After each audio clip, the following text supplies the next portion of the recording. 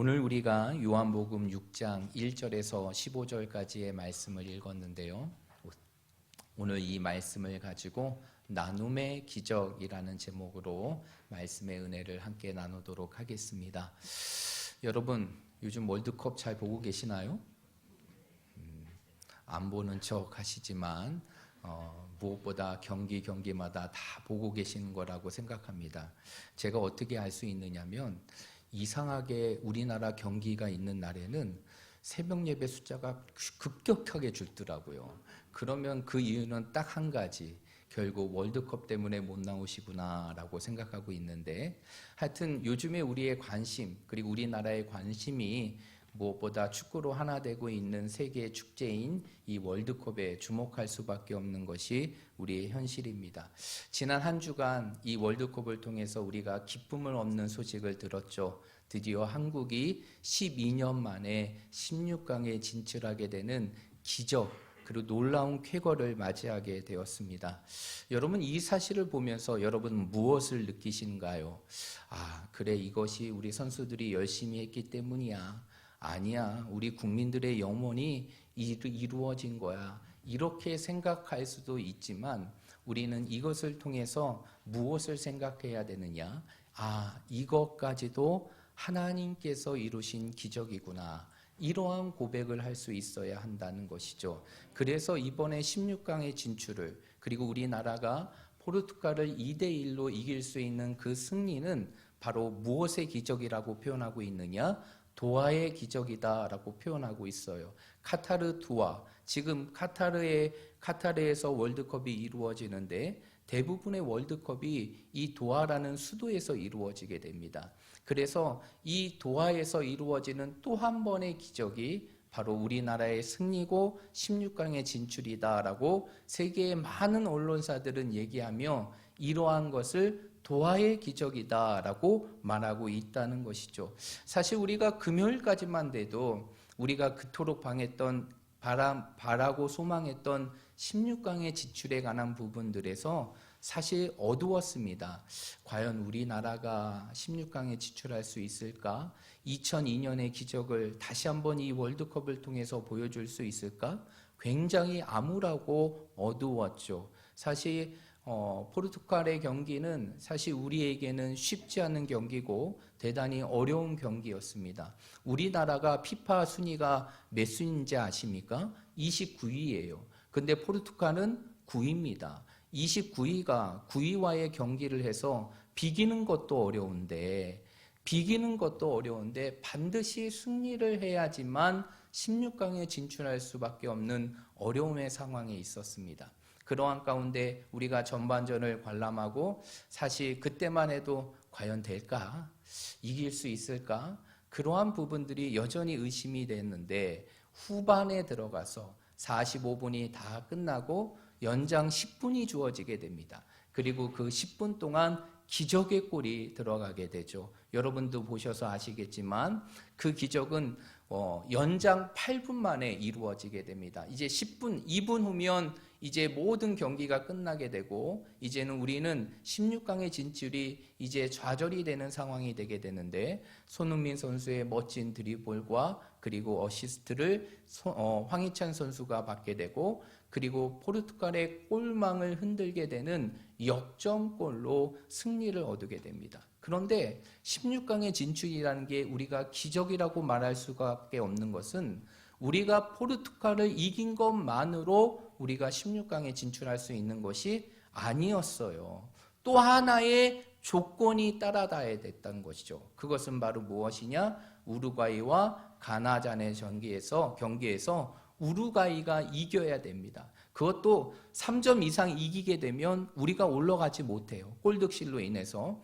꼭 1점이나 2점 차이로 이겨야지만 우리가 다득점으로 해서 16강에 진출할 수 있는데 놀랍죠? 하나님이 하시는 것은 정말 놀랍고 놀라운 게 정말 우루과이가 가나를 2대0으로 경기를 마치게 되므로 기적과 같이 우리나라가 16강에 올라가게 되는 쾌거를 이루게 됩니다.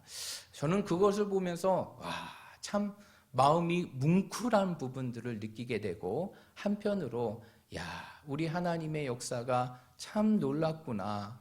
우리 하나님의 기적은 아무것도 없는 그러한 무와 같은 현실 속에서도 모든 것을 이루는 것이 하나님의 기적이구나라는 것들을 다시 한번 느끼게 되는 것입니다. 여러분, 기적이라는 것이 무엇일까요? 기적이라는 것은 무엇일까요? 단순히 우리의 염원이나 우리의 기대가 이루어지는 것이 기적이 아니라 그 기적은 바로 누가 이루시는 것이냐? 하나님이 이루시는 것이. 그래서 우리는 우리 앞에 펼쳐지는 기적을 보면서 우리는 무엇을 느끼고 무엇을 깨달아야 되는 것이냐? 이 모든 기적의 주체는 하나님이라는 사실을 우리의 삶 속에 기억하고 간직해야 되는 것이. 여러분, 우리가 인생을 살아가다 보면 야, 진짜 이러한 일이 있구나. 어떻게 이러한 일들이 내 삶 속에 이루어지지? 그러한 것들을 여러분의 삶 속에 경험해 본 적이 있을 것입니다. 그런데 그 모든 것들이 왜 일어날까 이렇게 생각해 보면 도저히 원인을 찾을 수 없어요.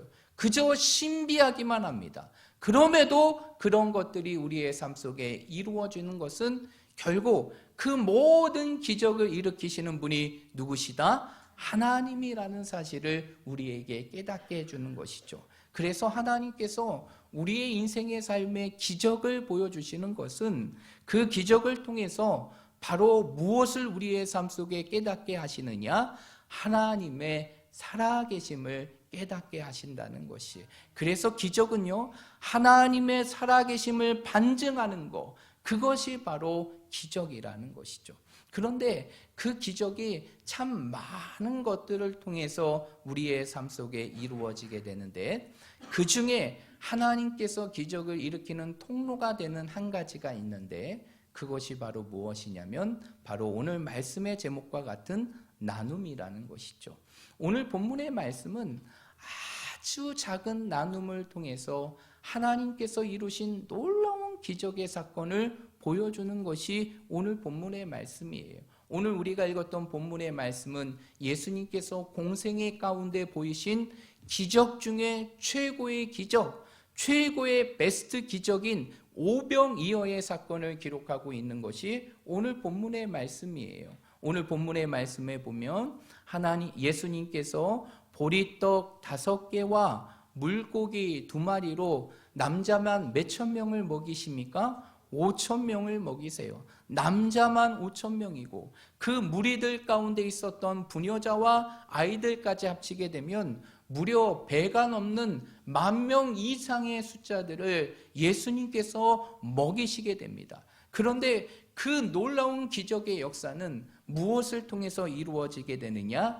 한 소년의 드림과 나눔을 통해서 이루어지게 됩니다. 한 소년이 자신을 위해서 준비했던 작은 도시락 하나, 그것을 자신의 삶 속에서 주님을 위하여 드리고 많은 사람들을 위하여 나눌 때 그것이 수많은 사람들의 배고픔을 채우고도 넉넉하게 남게 되는 하나님의 기적의 역사로 이루어지게 돼요. 그래서 오늘 우리가 읽었던 본문의 말씀을 보게 되면 이제 예수님께서 한 소년이 드렸던 그 오병이어 물고기 2마리와 보리떡 5개로 남자만 5천 명을 먹이신 이후에 그들을 풍족하게 먹이시고 그 모든 것들을 거두었는데 몇 광주리를 거두게 되느냐? 12광주리를 거두게 돼요. 여러분, 성경은 바구니라고 말하고 있지만 실제적으로 원어를 보게 되면 이게 바구니가 아니라 광주리라는 것이에요.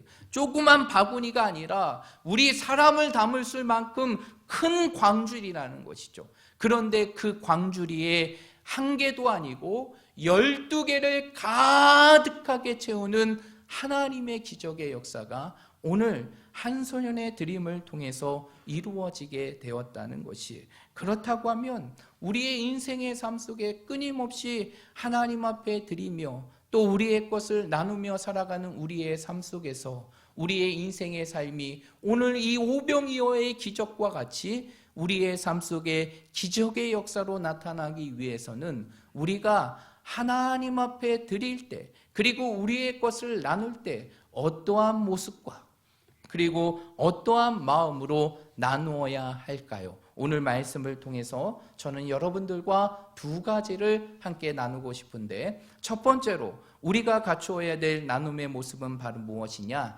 자원함과 기쁨으로 나누어야 한다는 것이, 여러분 하나님께 드리는 모든 것, 그리고 나의 것을 나누는 모든 것들은 억지로 하는 것이 아니라 기쁨과 자원함으로 해야 한다는 것이, 여러분 모든 공동체든 모든 단체이든 하나님의 모든 부흥의 역사는 바로 한 사람의 작은 헌신을 통해서 이루어지게 됩니다.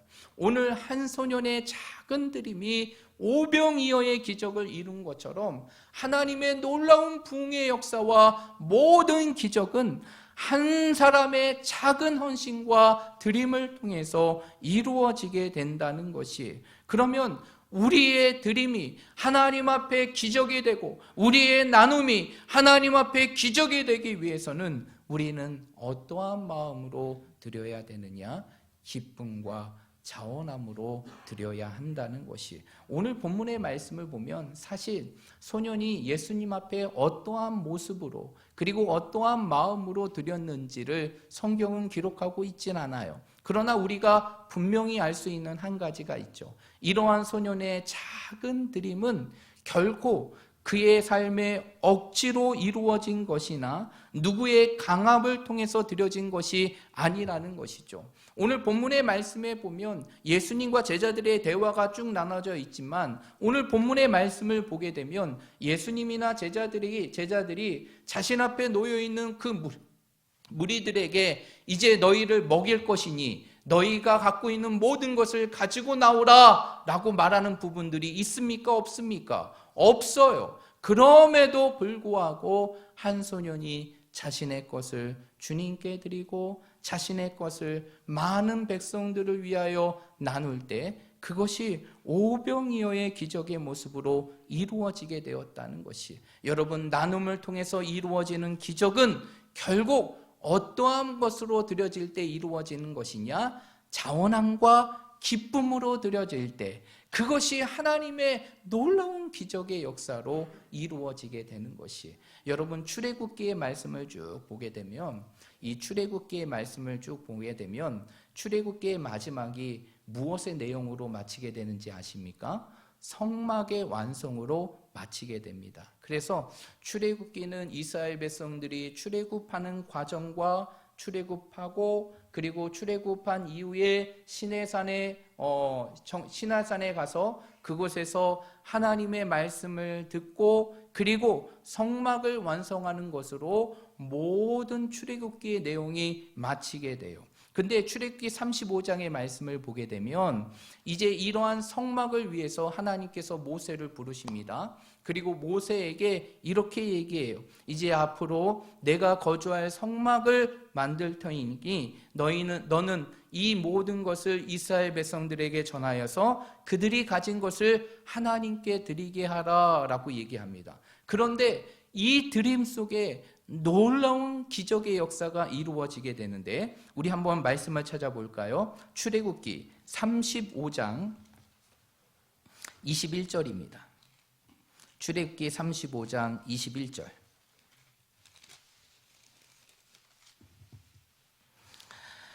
출애굽기 35장 21절입니다.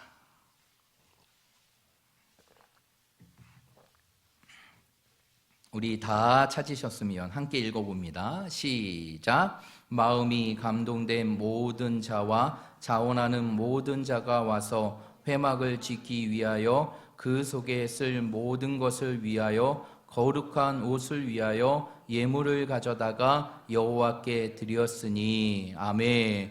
오늘 이 말씀을 보게 되면 이제 이스라엘 백성들이 하나님 앞에 어떻게 예물을 드렸는지를 분명하게 기록하고 있죠. 마음에 감동된 모습으로 그리고 자원하는 모습으로 드렸다는 것이, 그러면 이것은 결국 어떠한 것으로 드렸다는 것이에요?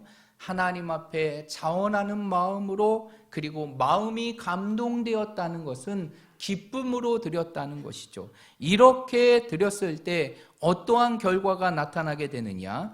우리 36장 7절의 말씀 한번 볼까요? 36장 출애굽기입니다. 출애굽기 36장 7절의 말씀, 6절과 7절의 말씀 한번 읽어봅니다. 시작. 모세가 명령을 내리매 그들이 진중에 공포하여 이르되 남녀를 막론하고 성소에 드릴 예물을 다시 만들지 말라 하매 백성이 가져오기를 그치니 있는 재료가 모든 일을 하기에 넉넉하여 남음이 있었더라. 아멘.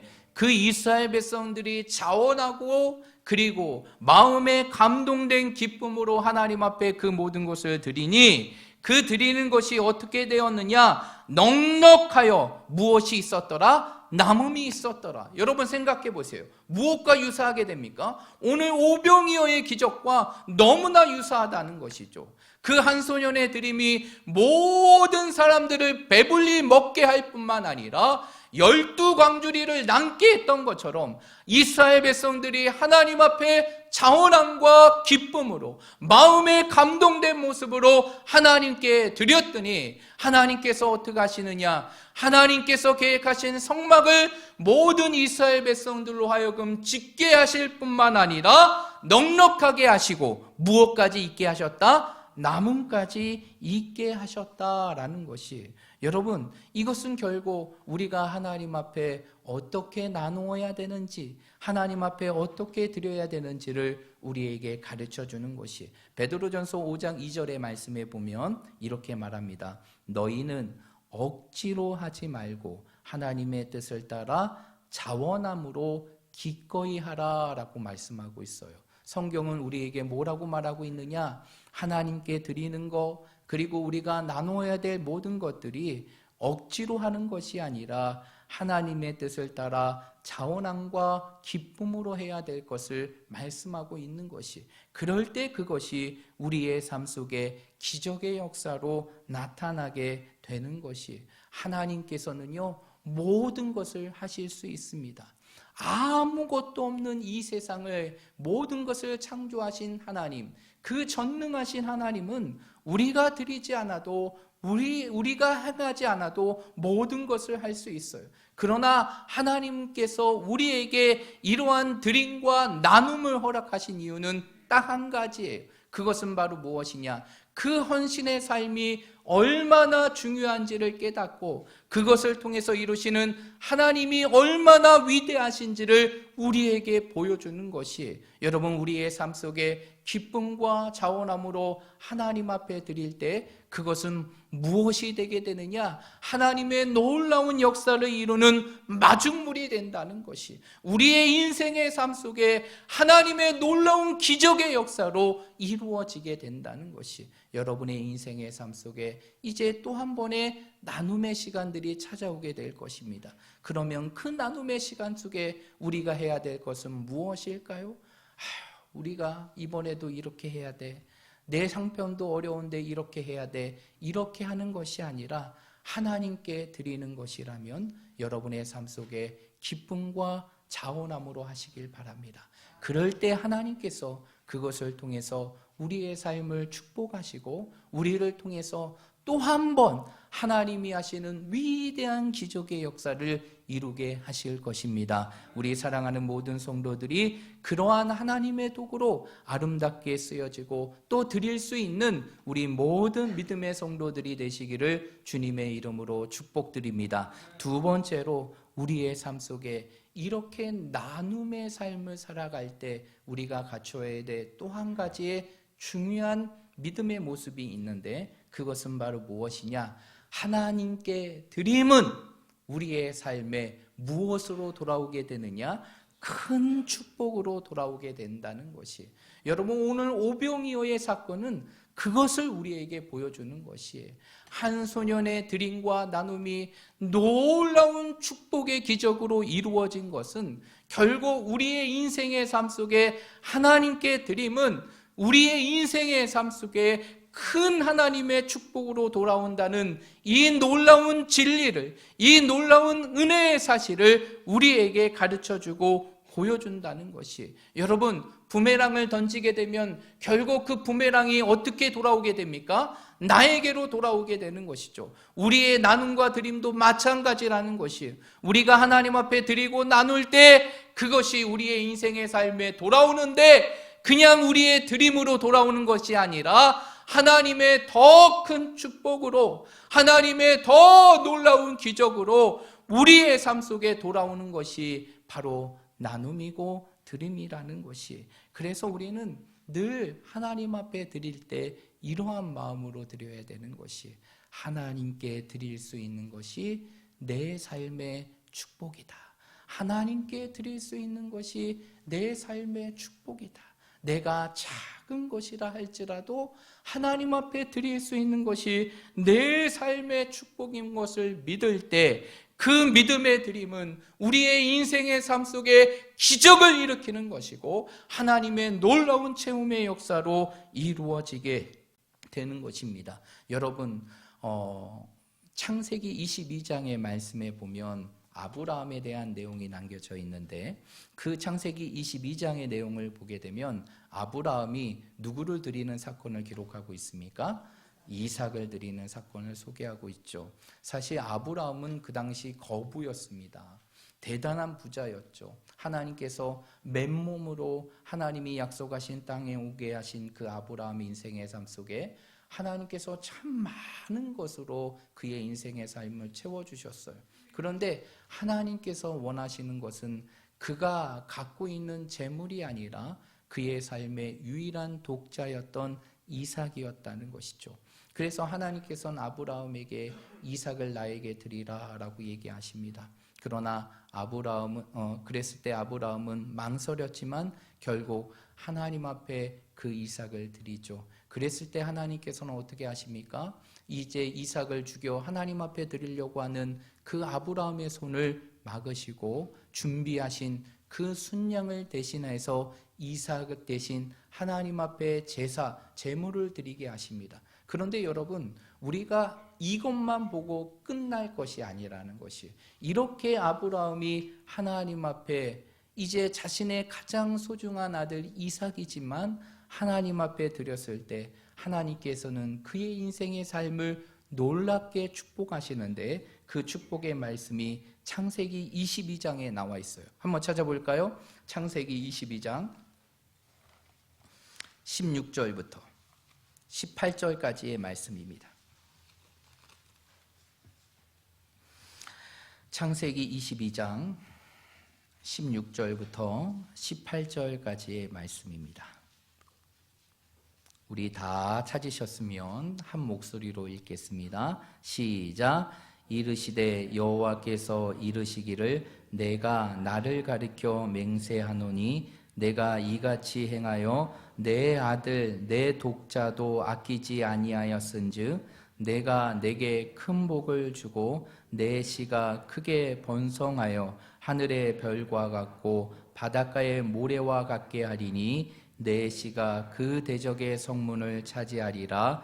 또 내 씨로 말미암아 천하 만민이 복을 받으리니 이는 내가 나의 말을 준행하였음이니라 하셨다 하니라. 아멘. 오늘 이 말씀을 보면 이제 아브라함이 자신의 아들 유일한 독자인 이삭까지도 하나님 앞에 아끼지 아니하는 마음으로 하나님 앞에 드렸더니 하나님께서 그 아브라함의 인생을 어떻게 하십니까? 큰 복으로 채워주시고 이제는 더 큰 자손의 번성함으로 채워주셔서 그 자손이 하늘의 별과 같고 바닷가의 모래와 같이 할 뿐만 아니라 이제는 그 모든 자손들로 말미암아 이 천하 만민, 이 세상이 복을 받게 되는 하나님의 놀라운 복을 누리게 될 것을 약속하고 말씀하신 것이에요. 여러분, 우리가 하나님 앞에 드리잖아요. 하나님은 그 드린 것을 받으시고 끝내시는 분이 아니라 우리가 하나님 앞에 그것을 드렸을 때 우리가 상상할 수도 없고 우리가 기대할 수도 없는 놀라운 축복으로 우리의 삶을 채우시는 분이 우리 하나님이시라는 것이. 그래서 우리는 하나님께 드리는 것이 우리의 삶의 축복이 될 수 있는 것이. 여러분, 옛말에 속담에 이러한 말이 있죠. 되로 주고 무엇으로 받는다? 말로 받는다. 그런데 되로 주고 말로 받는다, 이 말은 굉장히 부정적인 의미로 오늘날 많이 사용되지만 사실 이 속담의 원 의미는 그렇지 않다는 것이에요. 이 원래의 뜻은 조금 주면 그 대가로 매곱절이나 많은 것을 받게 되는 경우를 의미한다는 것이죠. 여러분, 하나님의 축복이 이렇다는 것이에요.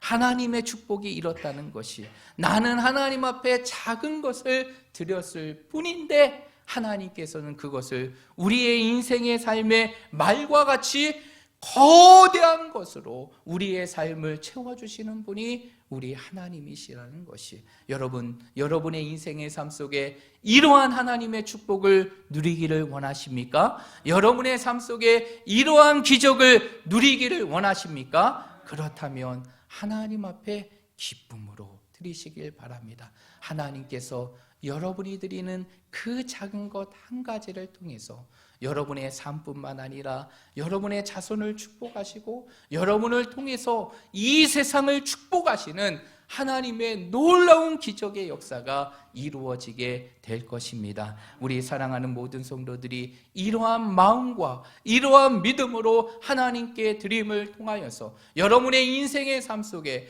또 한 번의 인생의 기적을 누리고 경험할 수 있는 우리 모든 믿음의 성도들이 되시기를 주님의 이름으로 축복드립니다.